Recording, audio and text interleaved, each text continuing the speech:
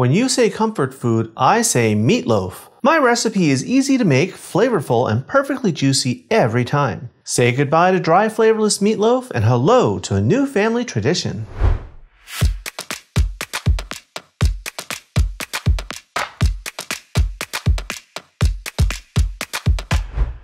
Hi everyone, welcome to Let's Celebrate TV. I'm your host, Peter Lee.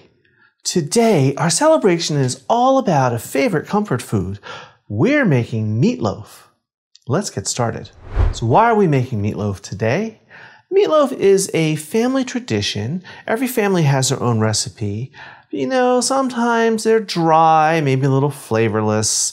And even if mom and grandma were great cooks, their meatloaves might not have been that good. But everyone asked me to make mine because my meatloaf is juicy and tender and flavorful every single time. We're going to begin by preparing the pan. I have my little roasting pan here. I'm going to spray this with cooking spray. I'm doing this now because too many times I've made the meatloaf, put it in the pan, cooked it in the oven, and I brought it out, and guess what? It stuck to the pan because I forgot to spray it. So here's a good tip. Do this first, liberally. There we go. I have a sauté pan here. I'm going to put over medium-low heat, and we're going to add some olive oil, a couple tablespoons. To that, I'm going to add some onions. I have here, this is one medium onion, and it was just in a large dice, nothing fancy. Right in. Next, I'm going to add some bell pepper. I have half of an orange bell pepper here. You can use any color you like, red, green, yellow, orange. You could mix it all up if you wanted to. We're going to put this right in. They're going to need a little salt and pepper to help them get started.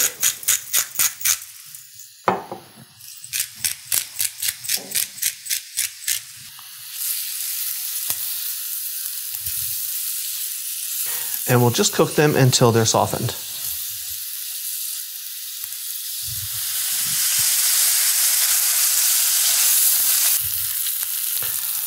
All right, my onions and peppers are nice and soft. I'm going to cut the heat, and we're just going to let them cool down.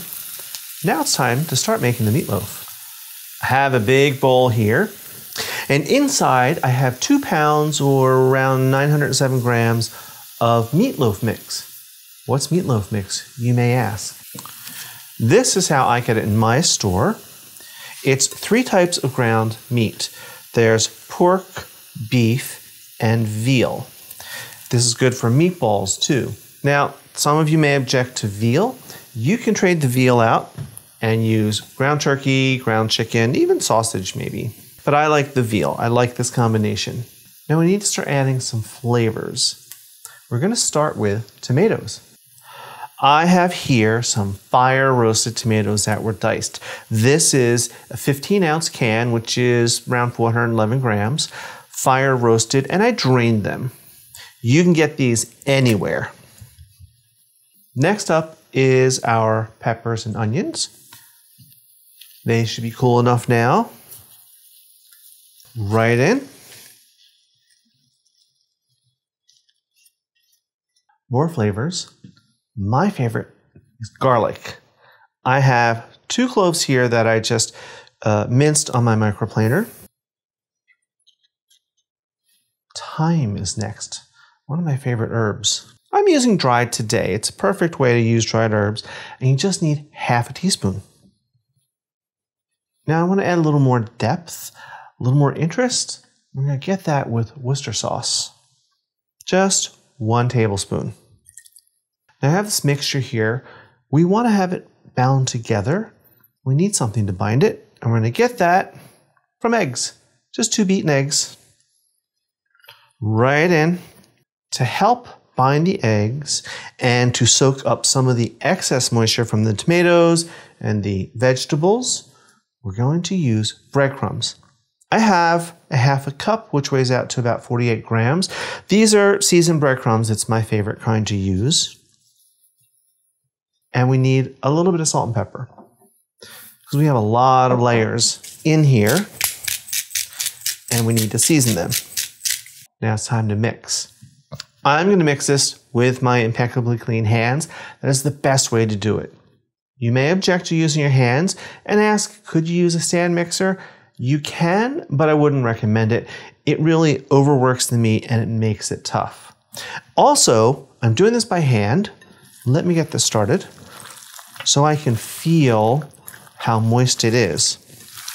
If I think it's too wet, I can add some more breadcrumbs. And I have a little on the side. I have a 1/4 cup, which is about 24 grams. I may not need it. I may not need all of it. I wouldn't use more than that though.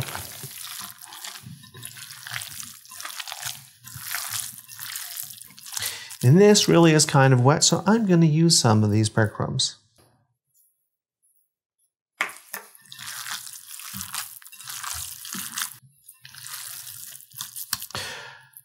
Now, remember that sheet pan that we prepared? We're just going to dump this out on the sheet pan. And we need to form this into a loaf. And this is another way where you need to use your hands. You want an even thickness.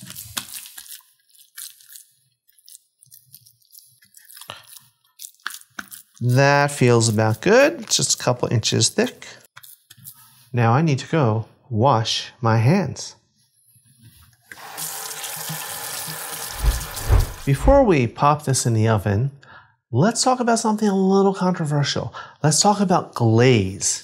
I grew up, my mother never put any type of glaze on her meatloaf, and it was delicious. Most people use ketchup, which is fine, or they use some sort of tomato sauce. Today, we're going to add more flavor. We're going to use barbecue sauce. I have my favorite, believe it or not, store-bought barbecue sauce. And we're just going to liberally paint this on top. It's going to do several things. Besides add more flavor, it's going to help the loaf keep its shape. It's going to protect it a little bit so it doesn't burn.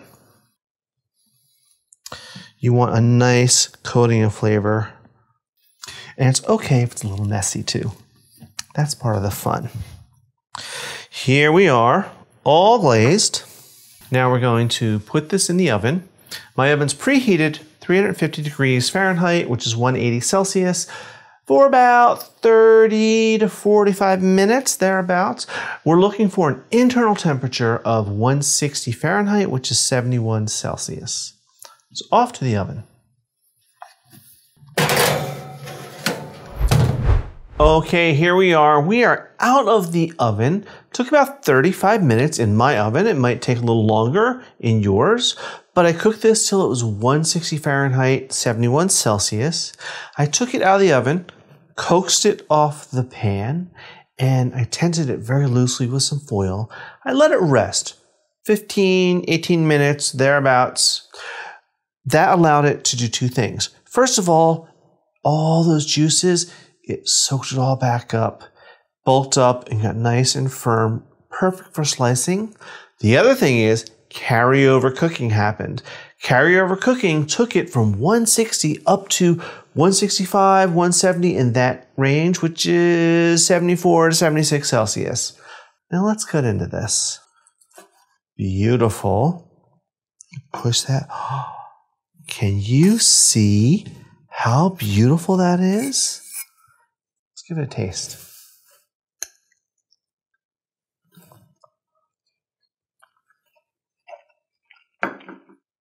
There's so many flavors going on. You get the peppers, the onions, the tomatoes, you get all that. The combination of the meats, it's rich and unctuous and juicy. That lovely coating of barbecue sauce adds a nice little zing. And hold on, I gotta have some more.